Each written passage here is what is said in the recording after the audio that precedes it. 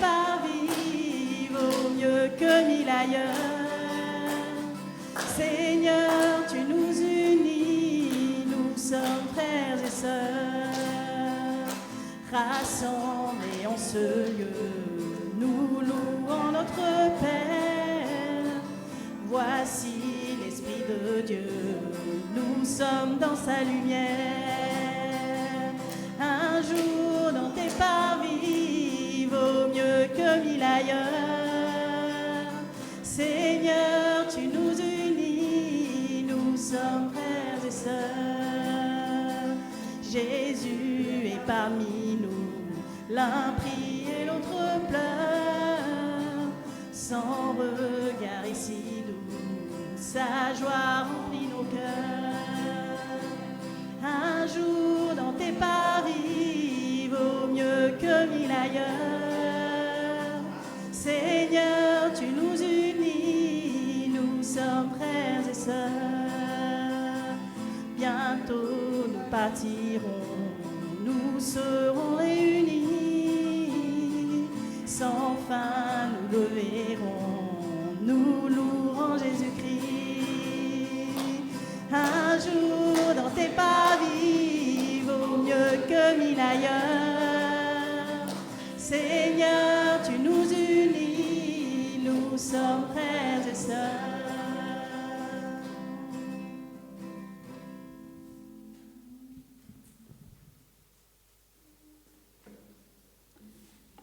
Bonjour. Bonjour à tout le monde. Soyez les bienvenus. On va remettre ces moments dans les mains du Seigneur. Et puis parce que Jésus est au milieu de nous, on vient de le chanter, Jésus est au milieu de nous et en fait il veut nous bénir au travers de sa parole, au travers de ses enseignements. Et puis nous sommes là pour lui. Il est avec nous, il habite en nous et nous sommes là pour lui. Seigneur, je te remets ces instants, ces moments.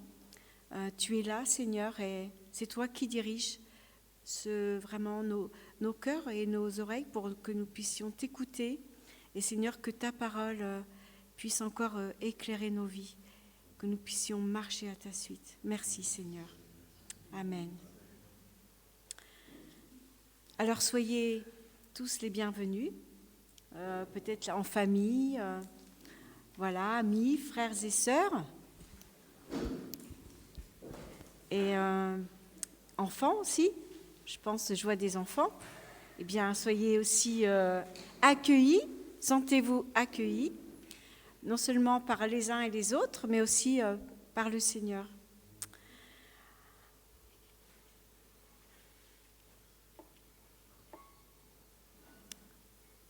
Alors, je vais introduire... Voilà, je vais introduire la parole. Je ne sais pas s'il y a quelqu'un qui peut lire Matthieu, chapitre 7, le verset 24. Est-ce qu'il y a quelqu'un qui voudrait lire Matthieu 7, le verset 24 ? Il y a quelqu'un qui souhaite lire ? Oui ? Allez.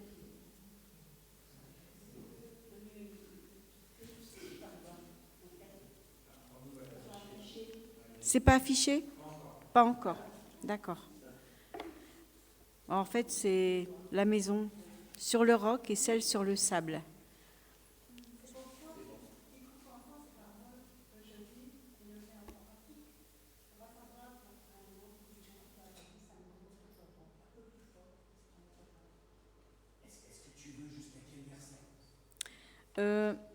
Écoutez, jusqu'à la fin, oui.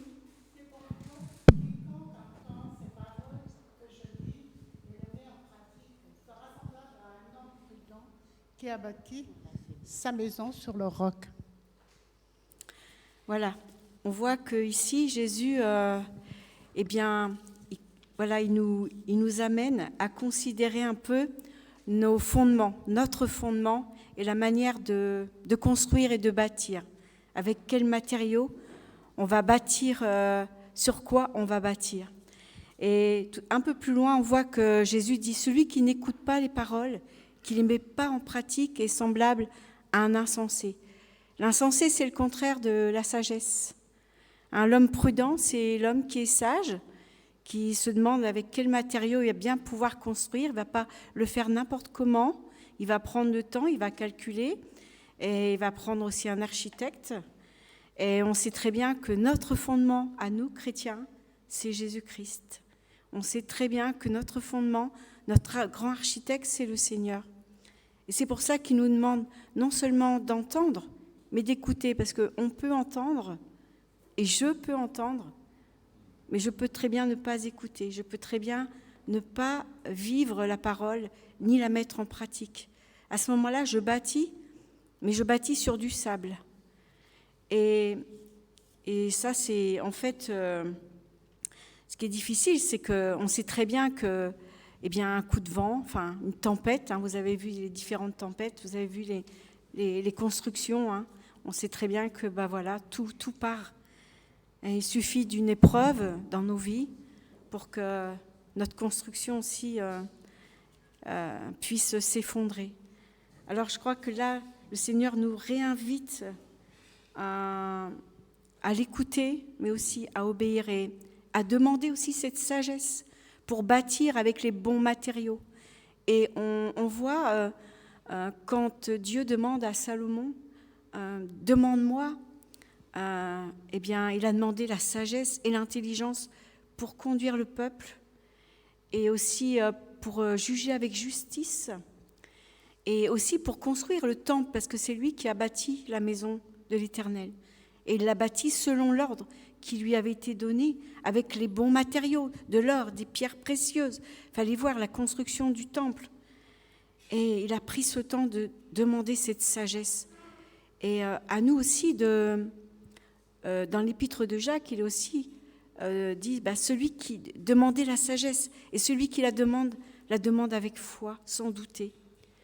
Et je crois que c'est important, parce que vous voyez le Titanic, quand on pense à ce bateau au début du siècle qui avait été bâti, tout le monde disait c'est un insubmersible, jamais ce bateau, il va traverser le temps, les époques, tellement il était beau, il venait de se construire, il y avait du bon matériel et tout, mais la première épreuve, l'iceberg, vous avez vu, ce que ça a produit. Malheureusement. Et les hommes étaient fiers, ils étaient orgueilleux, ils étaient présomptueux, jamais, c'est un insubmersible. Et ils étaient très fiers de ce bateau, et à un point même d'orgueil, quoi. Et celui qui l'avait construit était vraiment ambitieux, avec des pensées qui n'étaient pas très justes. Et je crois que le Seigneur nous ramène à dire la sagesse, l'humilité, construire avec la justice de Dieu, bâtir nos vies sur l'amour aussi, qui est une construction qui est très solide, parce que tout passera, l'amour ne passera pas. Donc ça, c'est une bonne matière, on pourrait dire, de construire sur le Seigneur et avec lui. Et laissons cette sagesse remplir nos cœurs, mais considérons aussi nos vies. Considérons nos vies pour dire, Père, peut-être que là, j'ai besoin de persévérance. J'ai besoin de revenir au fondement de ta parole et de la vivre. Pas que de l'écouter. Pas que de venir juste le dimanche, mais chaque jour de nos vies, voilà, on est sauvés, on ne mérite pas. Mais après, quand le Seigneur nous sauve, il y a une marche. Et cette marche, c'est à chacun d'entre nous de la vivre en communion avec le Seigneur et de ne pas passer à côté. Et j'écoutais le message de notre frère dimanche dernier qui parlait de l'homme nouveau, qui était intéressant d'ailleurs. Il n'y a pas longtemps, il y a Arnaud qui a prêché sur l'Apocalypse, sur se préparer. On avait aussi entendu parler des vierges sages, des vierges folles, de prendre de l'huile. Et je crois que c'est important dans les temps que nous vivons à rapprocher nos cœurs du Seigneur, à vivre jour après jour, se laisser renouveler aussi par le Seigneur au travers de sa parole, parce qu'il est la source. Et la manière dont nous allons bâtir, c'est en lui, avec lui. Et notre marche aussi sera beaucoup plus forte. Parce que si on vit sans lui toute la semaine, forcément que on prend aussi des faiblesses. La communion fraternelle, l'amour les uns avec les autres aussi, c'est une bonne construction. Alors je voudrais vous laisser avec cette parole de Matthieu, chapitre 7 au verset 24, de peut-être se dire, Seigneur, oui, de revoir, peut-être que dans nos cœurs, Seigneur, là, j'ai pas été assez assidue, ou je me suis un peu écartée. Vous savez, parfois, on est un petit peu au banc et on a des priorités. Hein.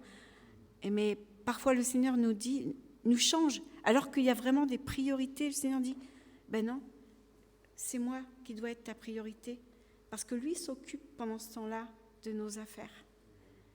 Ça aussi, c'est une bonne construction, de toujours faire passer le Seigneur dans nos cœurs, dans nos vies devant, même s'il y a des soucis, et on le sait, cette vie, sur cette terre, on est rempli, mais le Seigneur est au-dessus de tout, il contrôle tout, il sait tout. Donc c'est encourageant de se dire, Père, voilà, je veux construire sur du solide ma vie, parce que c'est toi le roc, c'est toi le rocher des siècles. Et ça nous encourage à nous tourner encore plus vers lui. Hein. Par rapport à ce Titanic, eh bien, il a pris les sages dans leur ruse, et puis on sait que les pensées de ces sages sont vaines. C'est vrai que quand on considère la sagesse des hommes, c'est une folie pour Dieu. Mais c'est la sagesse de Dieu parce que Jésus est la sagesse incarnée. Il est la sagesse personnifiée. Donc, il est notre sagesse. Et c'est avec lui qu'on va bâtir. Et il est notre force. Amen. Amen.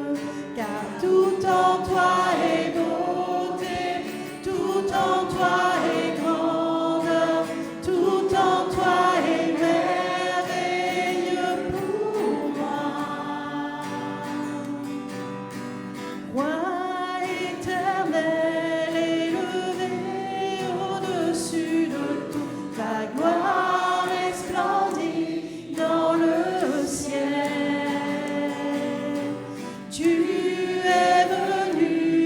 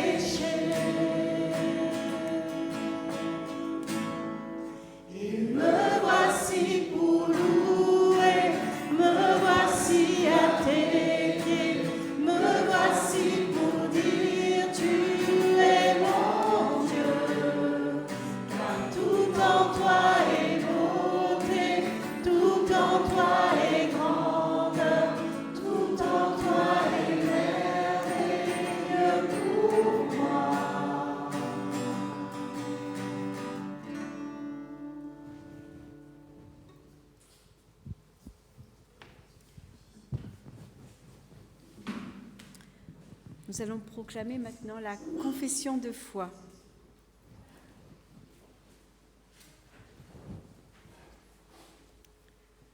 Je crois en Dieu, le Père Tout-Puissant, Créateur du ciel et de la terre. Je crois en Jésus-Christ, son Fils unique, notre Seigneur, qui a été conçu du Saint-Esprit et qui est né de la Vierge Marie. Il a souffert sous Ponce Pilate, il a été crucifié, il est mort, il a été enseveli, il est descendu aux enfers. Le troisième jour, il est ressuscité des morts. Il est monté au ciel, il siège à la droite de Dieu, le Père Tout-Puissant. De là, il reviendra pour juger les vivants et les morts. Je crois au Saint-Esprit, la Sainte Église universelle, la communion des saints, la rémission des péchés, la résurrection de la chair et la vie éternelle. Amen. Donc, je vais vous donner les annonces. Donc, dimanche prochain, réunion de prière, mardi 14h, avec Patrick. C'est bien ça? Ça continue, les réunions. Ça continue. C'est super, ça continue. Je suis présent 24 heures. Voilà, oh là là, ça c'est une bonne disposition et une bonne construction aussi. Et les dimanches prochains, bien le culte à 10h45. On va passer aux offrandes. Alors, est-ce qu'il y a quelqu'un qui veut, les enfants, je ne sais pas, qui veut faire les offrandes? Oui?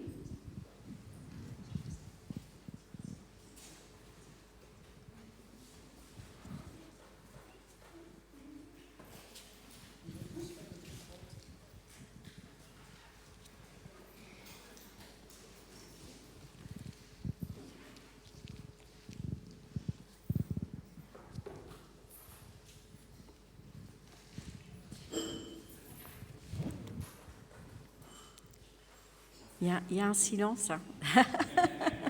Tout le monde est attentionné.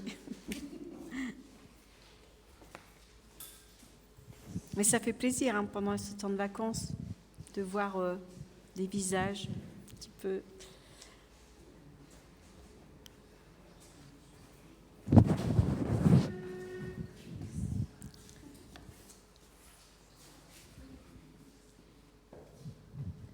Frère, est-ce que tu veux prier pour les offrandes? Allez, voilà, c'est ça. Je ne suis pas très bon en improvisation, alors on va essayer. Voilà. Déjà, je vais commencer par remercier le Seigneur pour votre présence à tous en période estivale où il y a quand même beaucoup de gens qui partent en vacances. Je vois qu'on arrive quand même à être nombreux, donc je tiens à remercier le Seigneur pour ça. Je remercie le Seigneur aussi pour votre participation à tous, sous toutes les formes qu'elles soient, que ce soit pour du jardinage, du bricolage, tout le monde apporte sa petite touche et ses compétences, et ça c'est vraiment génial. Donc merci Seigneur, Amen, et puis j'espère que ça va continuer comme ça parce que c'est vraiment génial. Merci Seigneur pour l'offrande de nos vies déjà, et puis vos offrandes aussi, voilà, merci. Que Seigneur, tu bénisses ces offrandes et qu'elles servent bien à participer à ton œuvre, Seigneur, et merci, parce que tu donnes aussi sagesse et intelligence pour gérer ces finances. Amen. Alors ensuite, on va peut-être lire, et quelqu'un veut lire Michée 6, versets 6 à 8. Michée. Si quelqu'un a Michée, ou alors on peut le lire tous ensemble, ou quelqu'un se propose de lire Michée 6, verset 8. Attends, j'attends que ça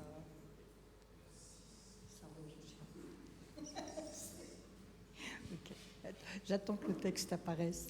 Oui, on est patient. On est dans la patience. C'est un bon fruit de l'esprit, ça.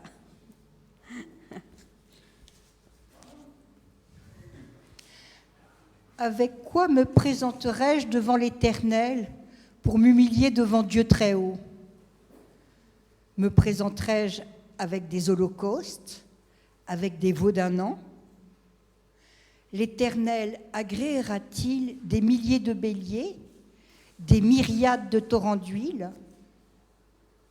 Donnerai-je pour mes transgressions mon premier-né, pour le péché de mon âme le fruit de mes entrailles? On t'a fait connaître, ô homme, ce qui est bien, et ce que l'Éternel demande de toi, c'est que tu pratiques la justice, que tu aimes la miséricorde et que tu marches humblement avec ton Dieu. Amen. Merci. Fabienne et Rosanna, je vais leur demander de s'approcher.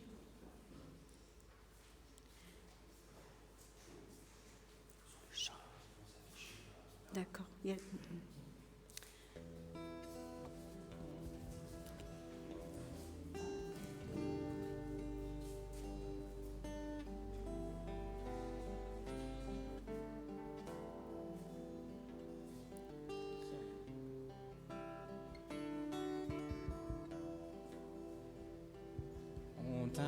Fais connaître aux hommes ce qui est bien et ce que l'Éternel demande de toi, c'est que tu pratiques la justice, que tu aimes la miséricorde, que tu marches humblement avec ton Dieu.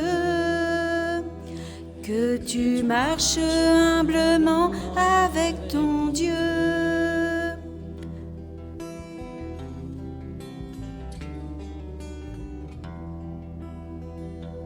On t'a fait connaître aux hommes ce qui est bien, ce que l'Éternel demande de toi, c'est que tu pratiques la justice, que tu aimes la miséricorde, que tu marches humblement avec ton Dieu, que tu marches humblement avec ton Dieu.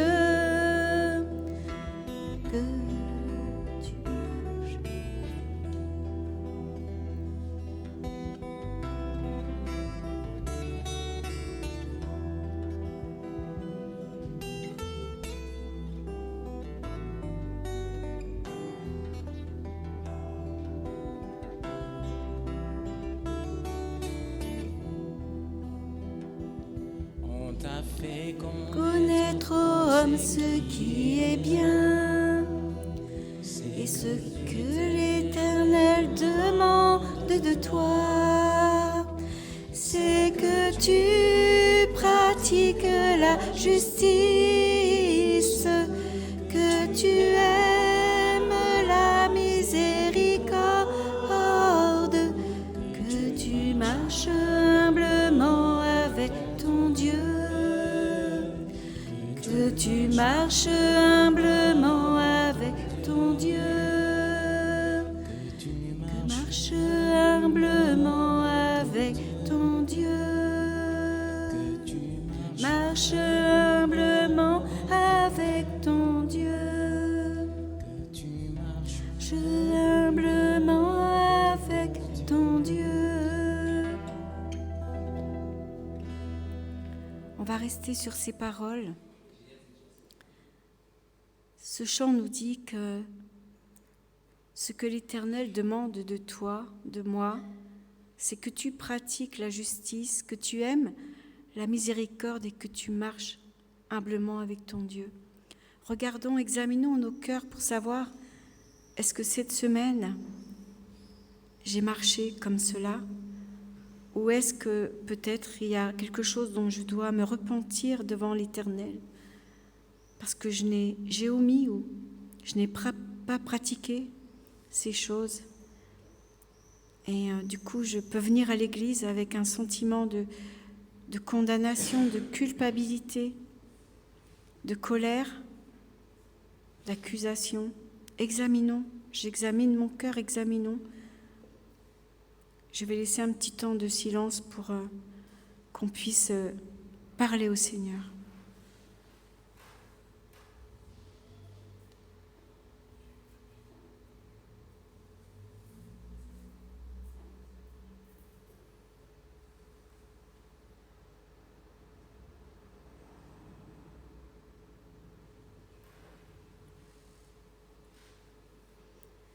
Père,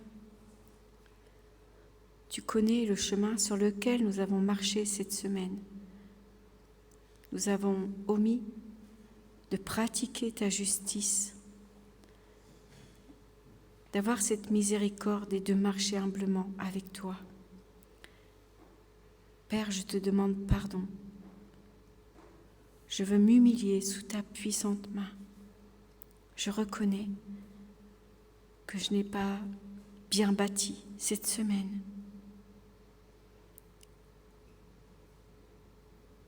Merci, Père, parce que ton sacrifice est parfait. C'est ton sang qui me purifie de tout péché. C'est ton sang qui me lave de mon iniquité. Merci pour la croix, qui est une puissance de vie, là où tu me relèves et là où tu me pardonnes. Tu es pardonné, vous êtes pardonné, je suis pardonné. Amen.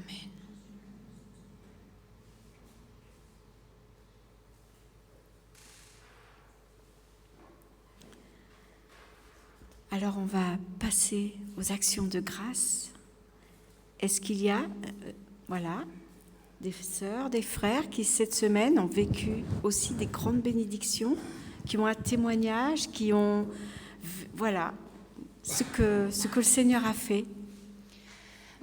Alors, cette semaine, j'ai lu un article qui démontrait, une recherche de chercheurs anglais qui ont dénombré 50 impulsions de vocabulaire, 50 impulsions électriques qui ressemblent à notre manière de parler comme impulsion, 50 mots différents chez les champignons. Et j'avais lu un autre article il y a quelque temps où on découvrait qu'il y avait une conscience dans les nuages. Et vraiment, je veux dire, c'est quand on regarde la création, quand on regarde donc les choses les plus simples, c'est incroyable de voir ce que la main de Dieu a fait, mais dans chaque petite chose. On n'a pas conscience de la grandeur de la création. Mais chaque fois que je découvre quelque chose comme ça, ça me donne une joie absolument énorme. Et j'avais envie de partager cette joie avec vous. Merci. Merci, justement, on parlait avec Arnaud il y a 2 jours sur James Irwin, qui était un astronaute en fait, que j'ai rencontré à Dijon. En fait, il parlait dans une faculté, il disait quand j'étais sur la Lune, donc il a posé une Bible sur la Lune, et il disait quand j'étais là-haut, je voyais la Terre comme une petite bille et je me disais, dire qu'il y a tant de milliards d'êtres humains sur cette petite bille, et je pouvais voir Dieu qui faisait comme ça avec cette bille était la Terre. C'est grand, c'est grandiose. Merci, c'est vrai que Dieu est l'infiniment grand et l'infiniment petit dans les microscopiques et c'est majestueux.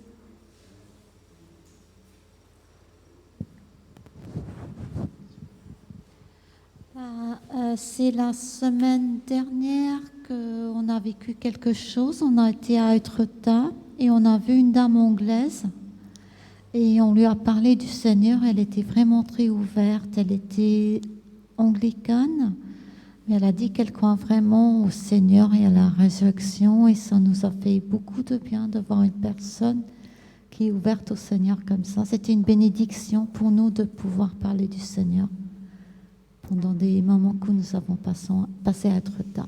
C'était dans la rue comme ça? Non, c'était dans un café, dans un restaurant, juste après le déjeuner. On tombe sur elle, elle ne connaissait pas trop, elle nous demandait le chemin, et puis elle voulait savoir où sont les feux d'artifice du 14 juillet, si on avait un en fleurs. Et c'est comme ça que nous avons pu parler ensemble. Pareil, nous, c'était la semaine dernière aussi. Et on voulait prendre le tram justement pour aller à Étretat. Et puis, en attendant le tram, il y avait un petit garçon qui était à côté de nous. Et puis, il nous a posé une question. Et puis, après, on a enchaîné avec la conversation. Donc, Laurence lui a demandé, mais est-ce que ça va dans tes études ? Et puis, le petit garçon dit, non, moi, j'ai des difficultés, j'ai besoin d'un soutien scolaire. C'est pour ça que ce matin, je vais faire un soutien scolaire. Et donc, Laurence lui a dit, mais tu sais que Jésus peut vraiment répondre à tous tes besoins. Et donc, tu lui pries simplement dans ton cœur, dans ta chambre, et tu dis, Seigneur Jésus, tu vois, j'ai besoin d'être aidé, aide-moi. Et puis, et ce petit garçon nous disait aussi qu'il était dans une famille d'accueil, en fin de compte. Et donc, c'était pas facile. Et puis, on rentre dans le tram, et donc, il rencontre un copain qui faisait aussi le soutien scolaire avec lui. Et puis, il dit, viens, il y a des dames qui sont dans le tram. et puis, son copain lui dit, mais c'est vous qui êtes chrétienne ? Alors, on lui dit, oui, on est chrétienne et tout. Puis, il commence à parler.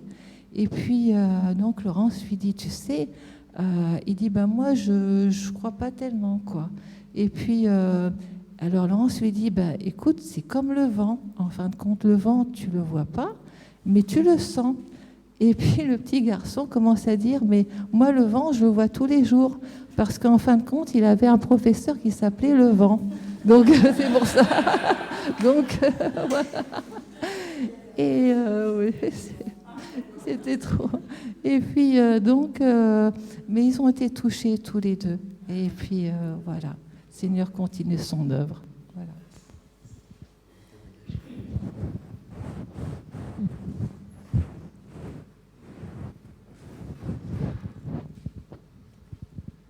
Ouais, je veux bien juste rendre grâce. À la fois là, Fabie et Susanna, vous avez été à Étretat, notamment avec Laurence, et du coup, vous avez été des missionnaires. Hein. Sans avoir le titre de missionnaire, vous avez été des missionnaires, en fait, parce que le titre, il est donné par Dieu. Et il fait tous de nous des missionnaires, malgré nos appréhensions. Et tout à l'heure, Fred, au moment de la prière pour les offrandes, tu disais sur tout ce qu'on peut apporter au Seigneur aussi. En fait, c'est d'abord Dieu qui nous donne. Et c'est Dieu qui nous donne des charismes, etc. Et hier, on a commencé un travail, on avait marqué ça dans la newsletter et par WhatsApp. On a commencé un travail ici à la paroisse, d'abord juste pour refaire le grillage. Et puis finalement, il y a d'autres personnes qui sont arrivées. Donc, on a un temple qui est tout propre. On a des arbustes qui ont été taillés, qui ont été élagués, etc. C'est tout propre.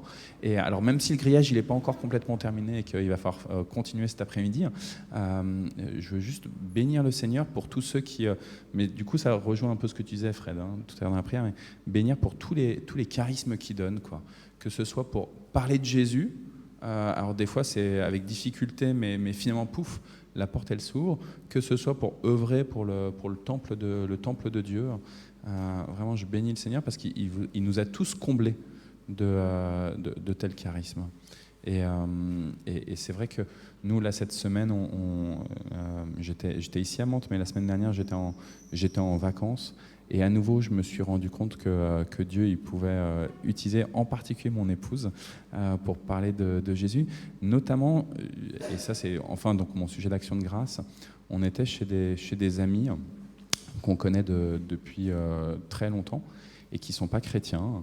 Et du coup, moi, j'ai tendance, à un moment donné, je confesse devant vous, que des gens qui ne sont pas chrétiens, mais qui sont des amis, finalement, il y a un moment, j'arrête de parler de Jésus, quoi. Juste, je vis l'amitié comme ça.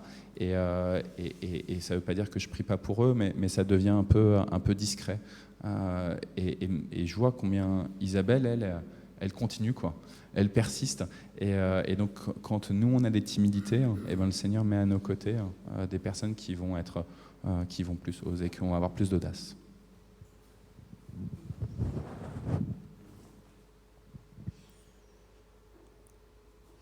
Eh bien, on va remercier le Seigneur pour que ce soit pour tout ce qui a été fait à l'Église. C'est l'offrande de nos vies, finalement, et l'offrande pour le service, d'une manière ou d'une autre.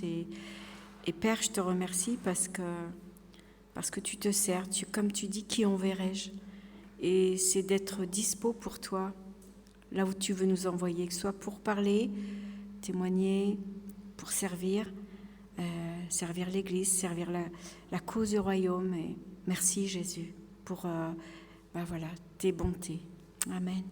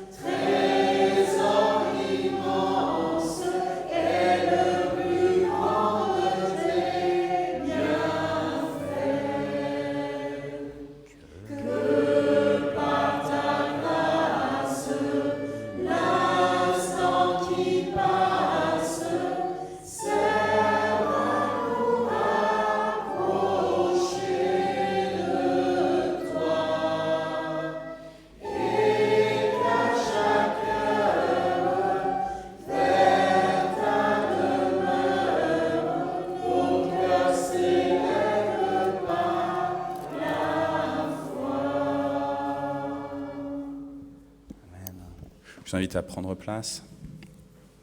On ne va pas tout de suite mettre les textes bibliques, Dominique. En fait, c'est trop bien parce que Andrea, il a gardé le micro entre les mains. Et justement, je voulais faire une petite introduction avec le micro. Vous restez derrière ou vous allez devant ? Comme vous voulez, les filles.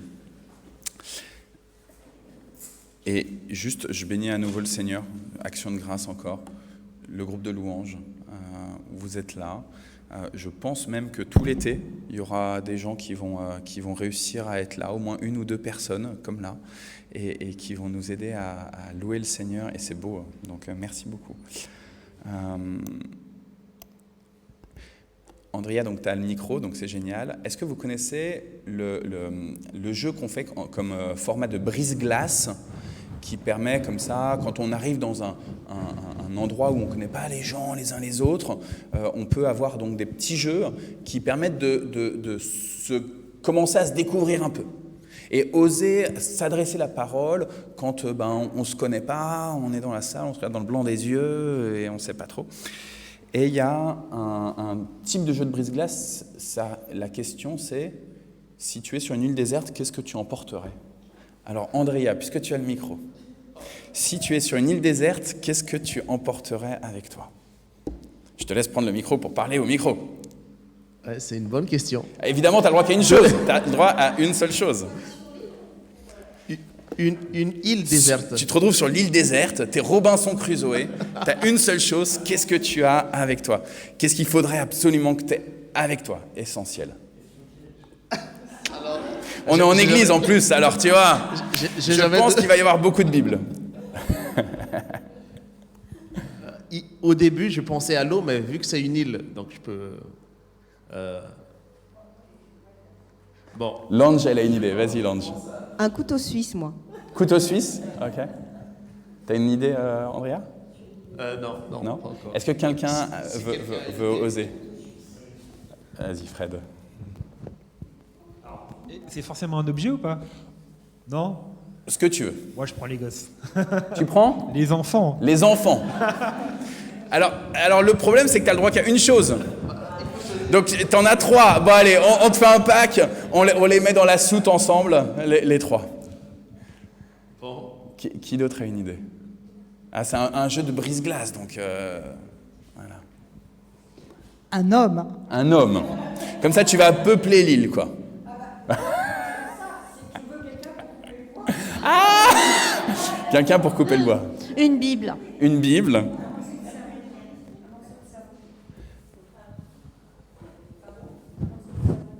Faut que tu le redises au micro. Je vais prendre une savonnette, moi. Une savonnette. Vas-y, Bruce. Un bâton. Un bâton. Un gros bâton. Manu, t'as une idée? Non. Moi, je prendrais des lunettes pour bien me diriger. Fabi, tu sens qu'il te faut tes lunettes.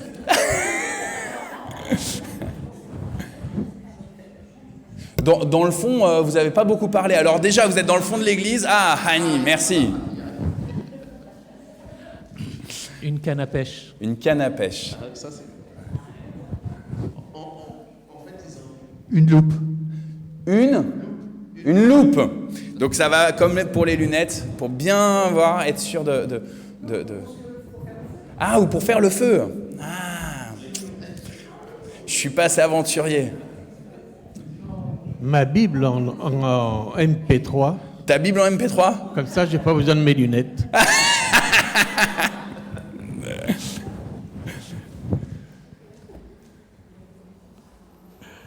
Un guide de survie. Un guide de survie.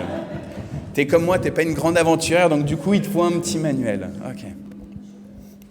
On s'arrête là? Hangmi, tu veux dire quelque chose? Un bateau? Pour pouvoir partir de l'île. Moi, j'allais dire du riz, mais... Ah, du riz. Hier, on a beaucoup parlé du riz.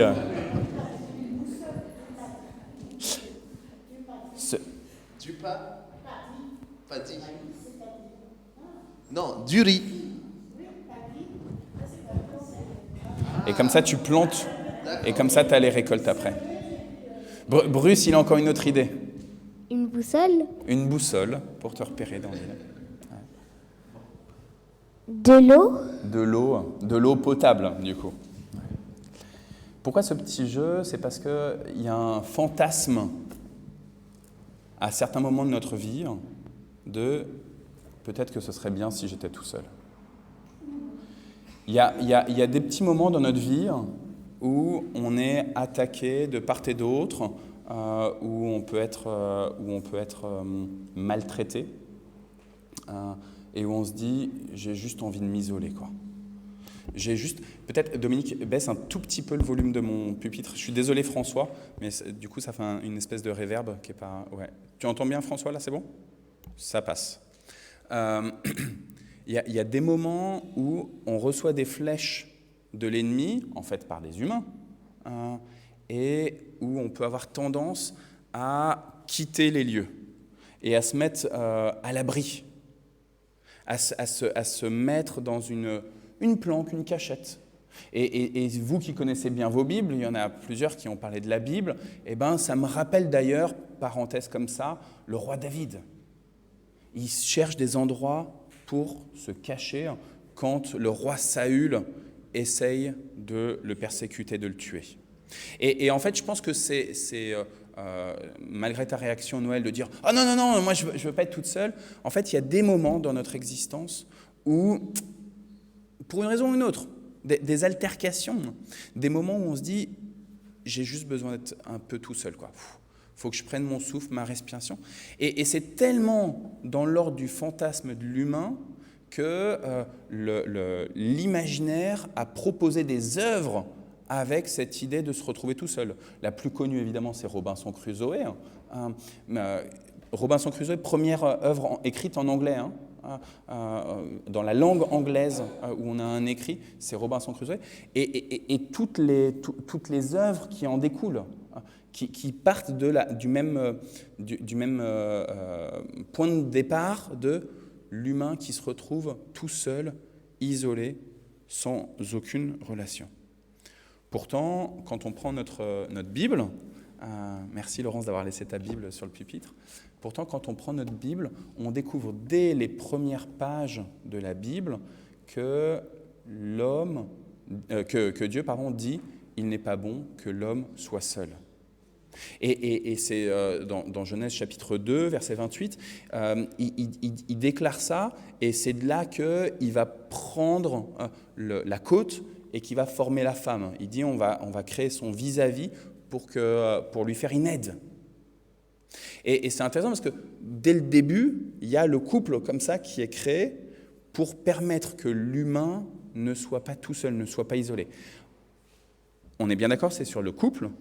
Mais en fait, je pense que quand la Bible elle a été rédigée, quand Dieu dit « il n'est pas bon que l'homme soit seul », en fait, ce n'est pas que le couple dont il est question. C'est plus généralement, il n'est pas bon que l'humain soit isolé du reste du monde. En fait, je pense fondamentalement qu'il n'est pas bon que l'humain soit un ermite, tout seul, sans personne.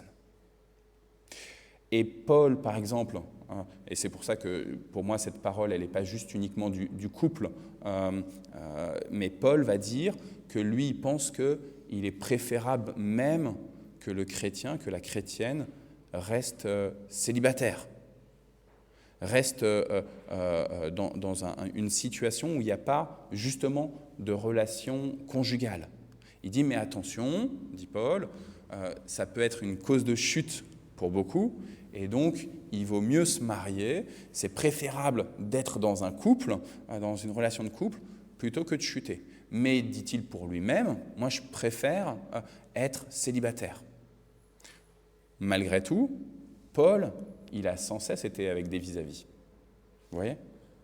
Et c'est pour ça que je vous dis, la construction du couple dans Genèse chapitre 2, comme projet fondamental, fondateur par Dieu, eh ben, c'est à la fois le projet fondateur, le couple, mais en même temps, eh ben, c'est toutes les interactions humaines. Il n'est pas bon que l'humain soit isolé, soit sans aucune relation. Et la conséquence, c'est vous partez à Étretat toutes les trois, et du coup vous êtes alors toutes les trois déjà, comme la Trinité, donc vous êtes dans des interactions toutes les trois ensemble, mais vous êtes en interaction avec le reste du monde. D'accord ? Maintenant, si tu veux bien, Dominique, on va mettre donc, le texte pour aujourd'hui. Ça, c'était juste mon introduction. Je vais essayer d'être plus rapide après, excusez-moi. Proverbe, chapitre 13, verset 20. Et en fait, j'ai pris plusieurs traductions de ce même verset. Ça va être juste un seul verset. Est-ce que quelqu'un peut lire ? Là, c'est dans la version Louis II.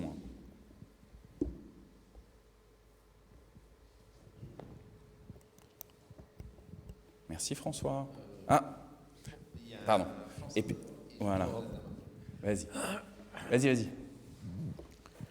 Celui qui fréquente les sages devient sage, mais celui qui se plaît avec les insensés s'en trouve mal. Merci beaucoup.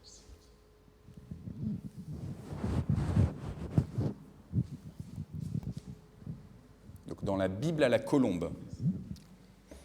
Celui qui marche avec les sages devient sage, mais celui qui fréquente les insensés s'en trouve mal. Merci.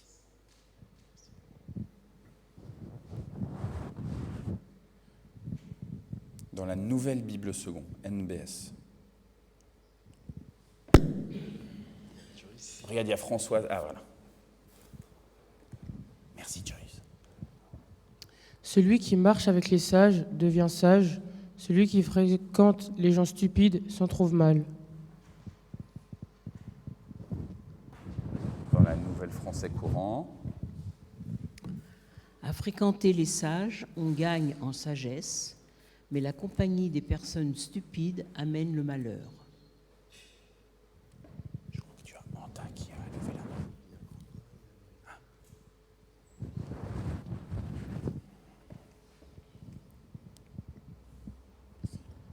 Qui chemine avec les sages sera sage, qui fréquente les sots s'en trouvera mal. Ah, il y a une dernière version. J'avais oublié que j'en avais mis autant. Merci Dominique. Donc la parole de vie. PDV, c'est parole de vie. Et c'est ça, hein, Dominique, c'est la dernière. Allez, vas-y Noélie. Si tu vas avec les sages, tu deviendras sage. Si tu fréquentes les sots, tu auras des ennuis. Okay. Merci beaucoup. Il y a 4 mots en particulier qui peuvent attirer notre attention. Vous avez remarqué, chacune des traductions, elle est assez proche. Elles sont assez proches, les traductions. Hein. Il n'y a pas des différences flagrantes. Or, des fois, on va dire le sot, comme là dans la parole de vie. Des fois, on va dire l'insensé. Des fois, on va dire marcher. Des fois, on va dire fréquenter, aller, etc. Mais globalement, on est à peu près dans les mêmes registres. On comprend facilement. Si on va avec des personnes qui sont sages, eh ben, on va devenir sage. Si on va avec des personnes qui sont idiotes, eh ben on va s'en trouver mal, on va devenir idiot. D'accord ? Il y a deux parties, on pourrait dire, dans ce verset-là. Le si on va avec les sages, et puis si on va avec les gens stupides. D'accord ? Dans chacune de ces parties, il y a je, il y a vais, et il y a sage. Je, vais, stupide. D'accord ? Et du coup, j'attire notre attention sur 4 mots. D'abord sur le verbe aller, sur le verbe sage, les sages. Ensuite, à nouveau sur le verbe aller, et puis sur le verbe insensé. D'accord ? Pourquoi j'attire votre attention sur ces 4 mots-là ? C'est parce qu'en fait, les 4 mots sont différents dans la Bible en hébreu. Pour sage et insensé, ça va, c'est facile à comprendre. Dans notre français, sage d'un côté, insensé de l'autre, ok, c'est 2 mots complètement différents. Par contre, pour aller, d'ailleurs, on avait fréquenté, on avait marché, etc., ça semble un tout petit peu plus illogique que je vous dise que c'est 2 mots différents. Et pourtant, dans la Bible en hébreu, eh ben, c'est 2 mots différents. Dans la question de la première phrase, si tu vas avec un sage, alors tu deviendras sage, c'est le verbe qui correspond à notre verbe aller et qui prend la question du mouvement en compte, en considération. On voit que dans cette phrase-là, c'est le verbe alar, pour ceux qui connaissent un peu l'hébreu, il y a une notion vraiment de mouvement. Alors que dans la deuxième phrase, le « aller » avec les sots, en fait, il y a quelque chose de statique. C'est le même verbe qu'il utilise pour dire « faire paître ». Et donc, on imagine le berger, il est dans le pré avec son troupeau, et en fait, le berger, il est là et il ne fait rien. Il donne à manger, mais finalement, c'est la pâture qui nourrit le troupeau. Le berger, il a été en mouvement au début pour aller dans le pré avec son troupeau, mais après, il est là, et on pourrait dire presque qu'il flâne. Il regarde à droite, à gauche, s'il n'y a pas des loups, s'il n'y a pas des ennemis. Mais concrètement, par rapport au troupeau, il ne fait plus rien directement. Et donc, il est dans une position beaucoup plus statique. Donc là, vous comprenez bien déjà la différence entre les 2 verbes. Et vous commencez, j'imagine, à percevoir quels vont être les éléments interprétatifs de notre prédication d'aujourd'hui. si tu marches avec les sages, alors tu deviendras sage. Par contre, si tu t'assois, que tu laisses le temps comme ça, que tu flânes, que tu te poses, mais sans plus rien faire, avec les sots, alors tu deviendras sot. Une question de mouvement, une question qui se pose à nous aujourd'hui. On est en temps de vacances. Comment est-ce que pendant cette période estivale, je suis en mouvement ou à l'inverse, je suis statique? Première chose. Deuxième chose, le fait de marcher, le fait d'être nomade, c'est quelque chose qui nous est donné par Dieu. C'est une capacité qui nous est donnée par Dieu, tout simplement parce qu'on a des jambes pour marcher. Mais le fait de s'asseoir, de se poser, d'être statique, est-ce que ça nous est donné par Dieu? Eh bien oui, ça nous est aussi donné par Dieu. Et la preuve, c'est que vous êtes tous là, assis sur vos fessiers, et que vous êtes statiques. En tout cas, sans mouvement apparent. Ça nous est aussi donné par Dieu. Est-ce qu'il y a une condamnation du fait de marcher ou du fait d'être assis? Non, il n'y a pas de condamnation. Les deux sont donnés par Dieu. Pourtant, quand on a lu le Proverbe, chapitre 13, verset 20, on a bien entendu qu'il y a un enjeu qui se fait là. Tu fréquentes les sages, tu deviens sage. Tu fréquentes les sots, tu deviens sot. Et je pense qu'il n'y a aucun d'entre nous qui a envie de devenir sot. A priori, vous avez tous envie de devenir sage, j'imagine. Vous êtes comme le roi Salomon.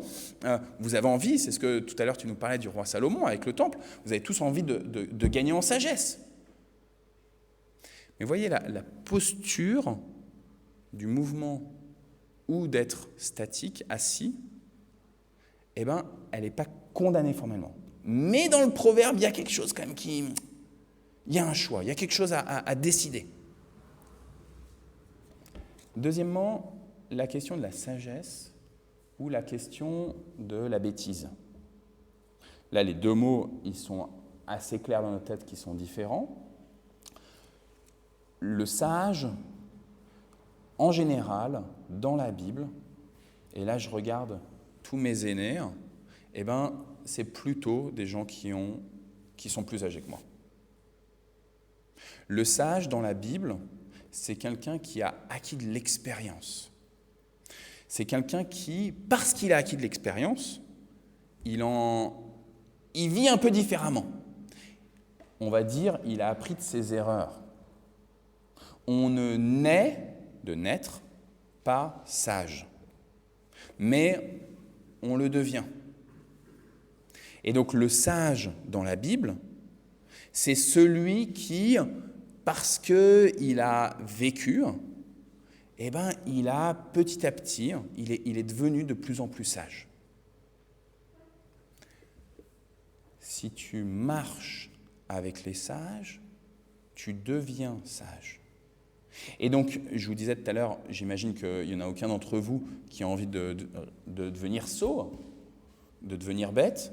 On a tous un appétit, une appétence à grandir en sagesse, comme Jésus qui grandit en sagesse et en stature auprès de gens qui sont plus âgés que lui, ses parents.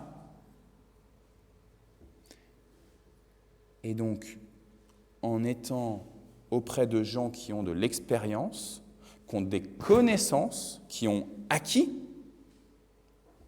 alors on va s'élever en sagesse.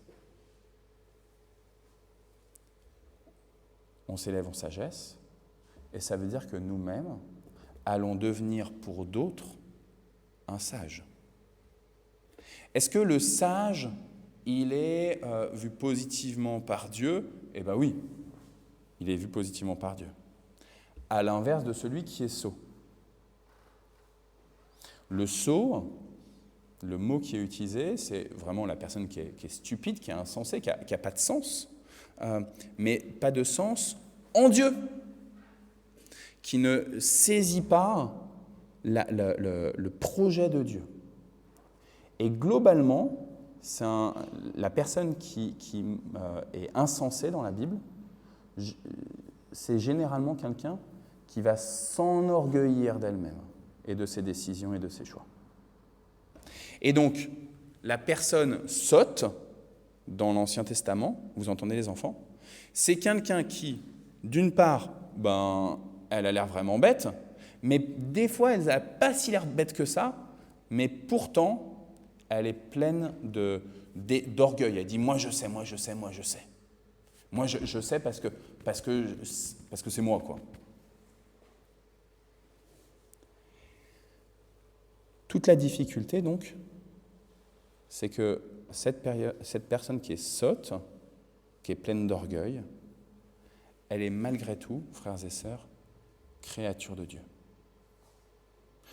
Le sage, qui est vu positivement dans ce proverbe, chapitre 13, verset 20, comme le stupide, les deux sont des créatures de Dieu.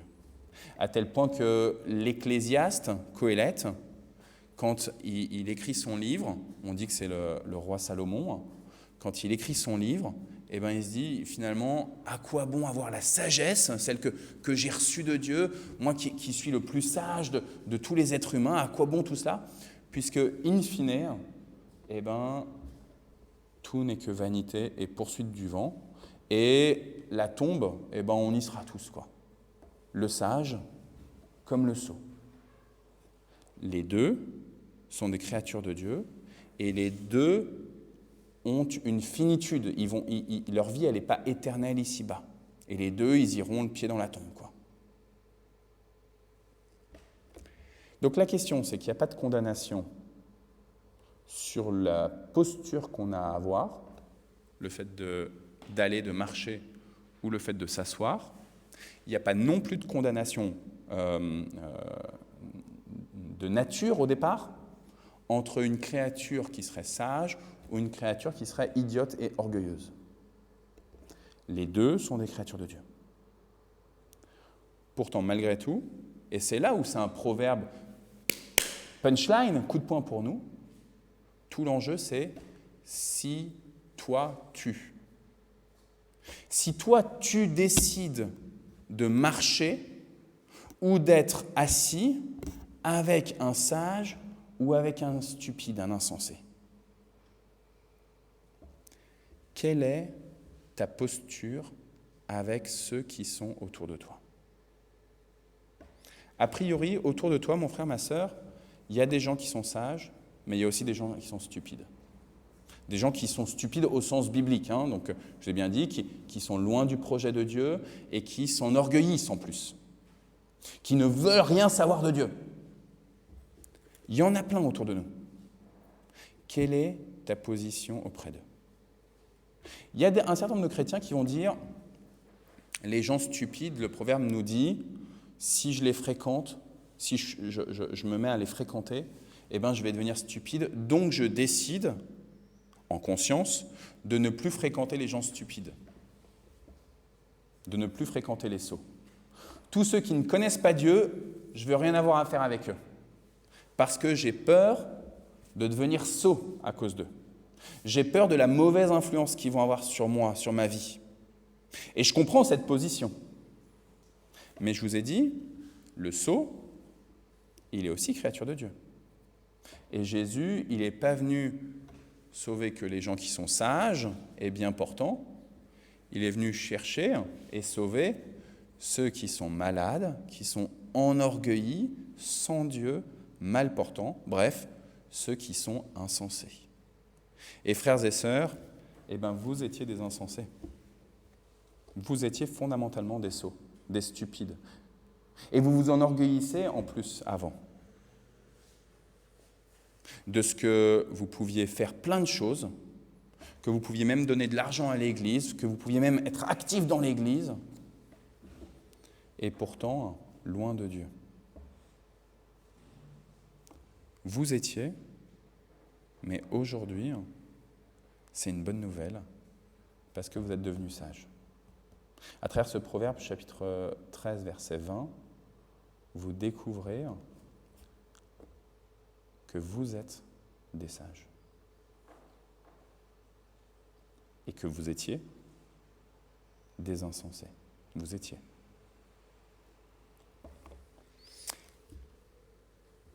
Puisque ni le mouvement est condamné au départ, puisque ni les personnes au départ ne sont condamnées, mais sont appelées au salut, à la vie avec Dieu pour toujours. Donc l'enjeu, il est comment est-ce que je me positionne avec les uns et avec les autres. Quels vont être les lieux où je vais être influencé et comment est-ce que moi-même je vais influencer les autres. Alors on est loin de l'île déserte. Vous voyez bien? Dans mon petit icebreaker de tout à l'heure. On est loin de « je suis tout seul, je suis isolé, et c'est mieux comme ça ». Là, on est en plein dans le projet de Dieu qui est de remettre en relation toutes ces créatures. Entre elles, mais pas que entre elles, avec lui. Ceux qui m'influencent, ceux que je vais laisser m'influencer, alors je vais marcher avec eux. Je vais être en mouvement avec eux. Ceux qui sont sages, où je leur reconnais une sagesse en Dieu, par Dieu, alors profondément, si je veux devenir sage, si je veux que ma vie elle ait du sens, eh ben, je vais me mettre en mouvement. Et ça me demande du coup un effort. Parce que marcher, c'est pas évident. Et quand il fait 35 degrés, 40 degrés, c'est pas évident de marcher. Mais ça me demande un effort de marcher avec ceux que le Seigneur m'a mis comme des sages devant moi. Et du coup, la question c'est, qui est-ce qu'aujourd'hui j'ai envie qui ait une influence sur ma vie? Alors ça peut être le pasteur, mais il faut faire attention parce que le pasteur il est un peu orgueilleux. Donc le mieux c'est de choisir des frères et des sœurs chrétiennes dans l'assemblée. Ça peut être des prédicateurs. Hani, tu as une influence sur moi, sans conteste, je te le dis. Mais ça peut être aussi des gens beaucoup moins visibles. Ça peut être des gens qu'on pourrait se dire non, il ne sait pas très bien prier, il n'a pas encore acquis toute l'expérience qu'il fallait, il est trop discret, etc., etc. C'est à vous, dans votre prière, de dire à Dieu quelles sont les personnes sur lesquelles je peux me poser, me baser pour marcher avec elles. Marcher avec elles, ça ne veut pas juste dire prendre la vidéo YouTube et écouter passivement. Hein. Marcher avec elles, c'est vraiment une question de cheminer avec la personne, prendre du temps avec la personne, demander à la personne, est-ce que tu peux me consacrer du temps ? Est-ce qu'on peut avoir du temps ensemble à prendre des cafés, à faire du bricolage ensemble, à lire la Bible? Je ne sais pas bien lire la Bible, à lire la Bible ensemble.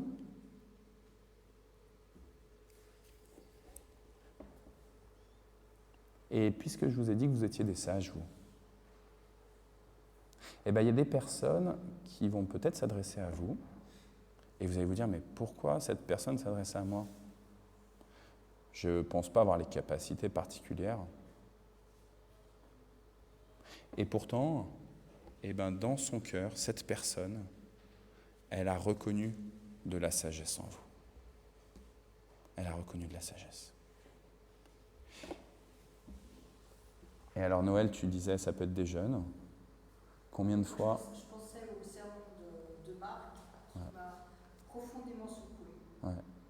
Mais en fait, alors c'est du coup un prédicateur, mais tu vois, moi je suis estomaqué, il y a Joyce et Vaina là-bas, et je leur ai déjà dit plusieurs fois, par la finesse des propos de nos adolescents le dimanche matin quand on a fait les formations. Du coup, là, ça commence à me manquer, le fait qu'on soit en vacances et qu'on n'ait pas à 10 heures nos formations. Ils ne parlent pas beaucoup, hein, c'est des adolescents. Mais les éléments qu'ils peuvent dire, personnellement, ça m'encourage, ça me stimule, ça m'influence. Parce que je désire être influencé par eux, à une juste place. Maintenant, je vous disais, il y a des gens qui sont insensés autour de nous. Il y a des personnes qui vivent fondamentalement sans Dieu. Et puis, il y en a aussi qui ont été sanctifiés par Dieu, qui sont appelés saints et saintes, et qui, avec le temps, ont un peu perdu pied dans la relation avec Dieu. Et c'est ce que j'allais dire. Je vais finir ma prédication Noël, si tu veux bien. Et en fait, tous ces moments-là où on devient éloigné de Dieu, où on s'éloigne de Dieu, où on devient, comme tu dis, un peu insensé. Tous ces moments où des gens qui étaient ancrés en Christ et qui deviennent un peu sots. Et le verset, en fait, nous dit pas qu'on devient stupide quand on reste assis avec des insensés. Le verset, fondamentalement, il dit on est mal. On est mal. Quand on est avec des personnes insensées, quand on reste assis, à stagner avec des insensés, on n'est pas bien, quoi, on est mal. On est mal, on n'est pas bien là tout de suite, mais on est mal aussi dans notre croissance avec le Seigneur.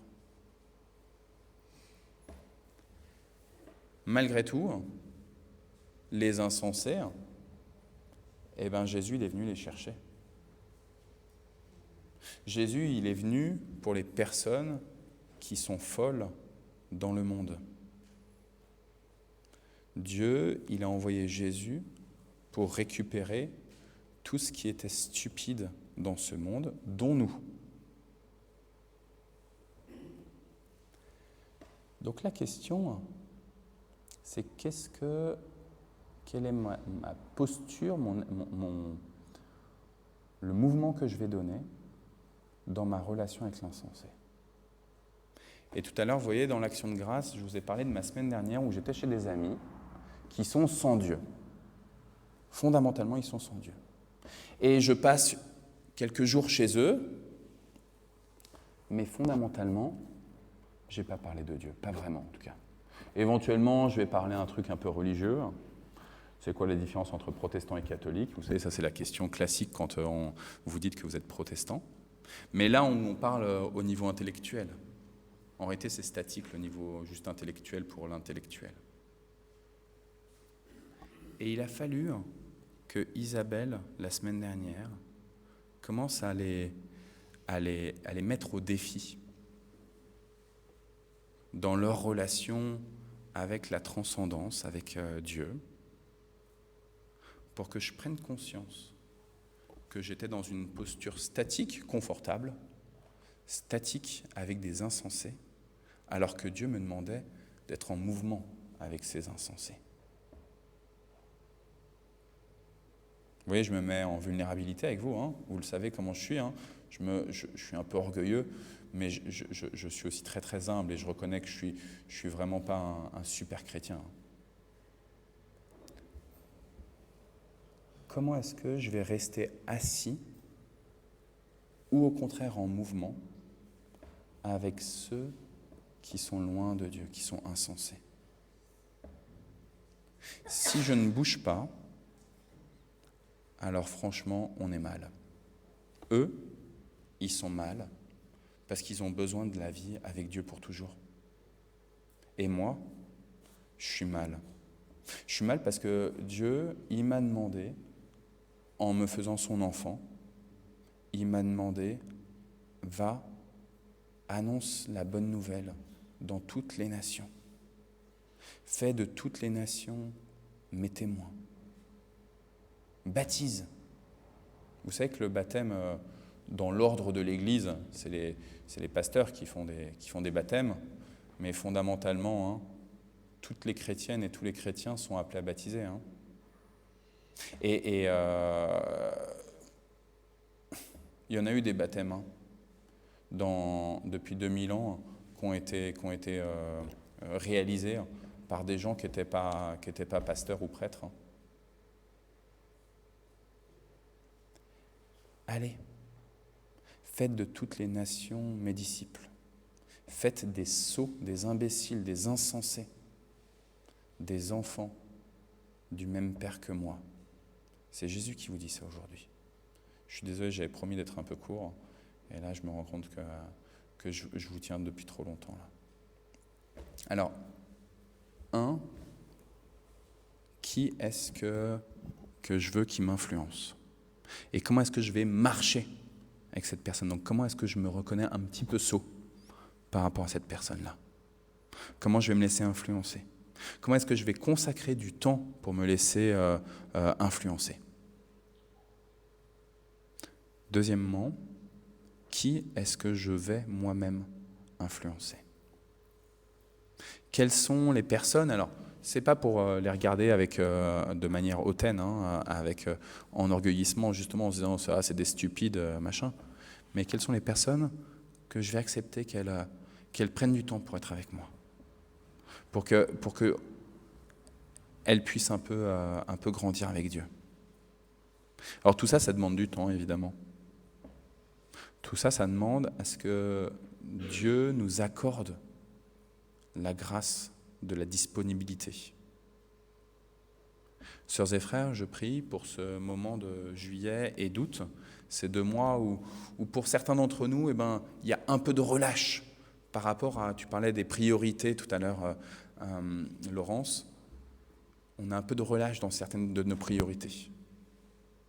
Et que Dieu, il saisisse cela pour vous donner la disponibilité pour ceux qui, autour de vous, ont fondamentalement besoin de Jésus. Que celui qui a des oreilles, qu'il entende la parole donnée à l'Église. Amen.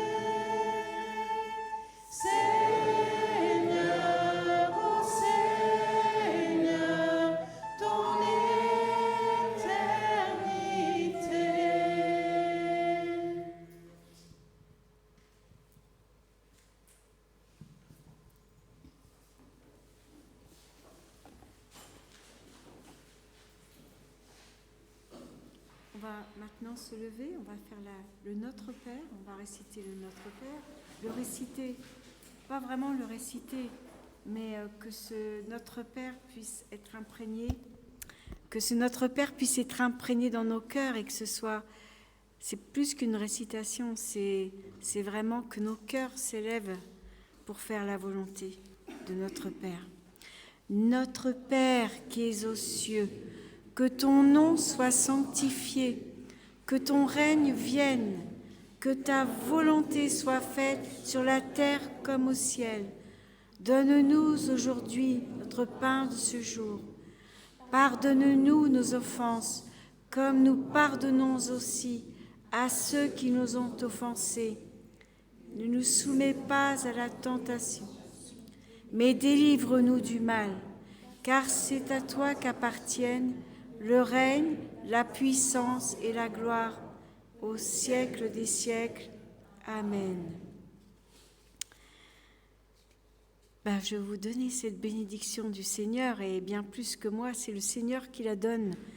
Alors, que le Seigneur nous bénisse, que le Seigneur puisse vous envoyer cette semaine, que vos cœurs soient réceptifs pour rentrer dans la volonté du Père, pour faire ce qui lui est agréable, bon et parfait, que vous soyez bénis, remplis du Saint-Esprit, que vous soyez des offrandes et du pain pour ceux qui ont faim autour de vous, que le Seigneur accomplisse sa volonté dans vos vies et que vous puissiez répondre « Me voici, Père, envoie-moi, comme tu veux, où tu veux, quand tu veux. Amen. »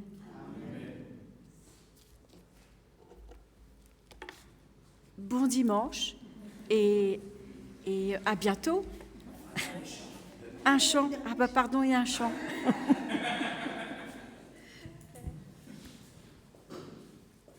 Evenu shalom aleichem, Evenu shalom aleichem, Evenu shalom aleichem, Evenu shalom, shalom, shalom aleichem. Nous annonçons la paix, nous vous annonçons la paix, nous vous annonçons la paix, nous vous annonçons la paix en Jésus. Evenu shalom aleichem, Evenu shalom aleichem, Evenu shalom aleichem, Evenu shalom, shalom, shalom aleichem. Nous annonçons la joie, nous vous annonçons la joie, nous vous annonçons la joie, nous vous annonçons la joie en Jésus. Evenu shalom aleichem, Evenu shalom aleichem, Evenu shalom aleichem, Evenu shalom, shalom, shalom aleichem.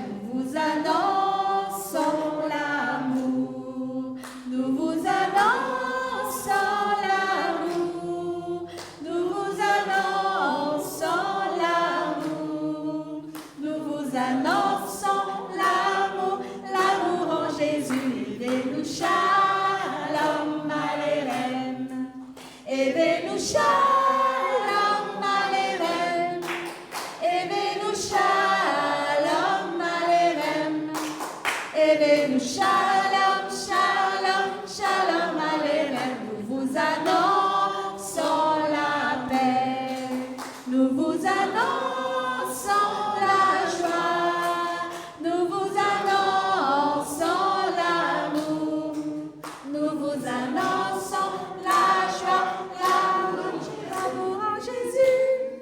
Shalom. Bon dimanche à tous.